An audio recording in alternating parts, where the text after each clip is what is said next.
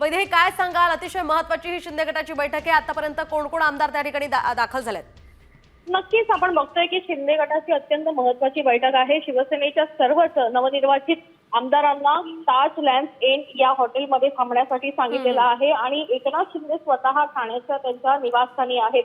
काही वेळेतच एकनाथ शिंदे येथून निघतील आणि आपल्या निवडून आलेल्या नवनिर्वाचित आमदारांना ते भेटणार आहेत, त्यांचं अभिनंदन करणार आहेत आणि त्याच ठिकाणी महत्त्वपूर्ण गोष्टींवर चर्चा देखील होईल।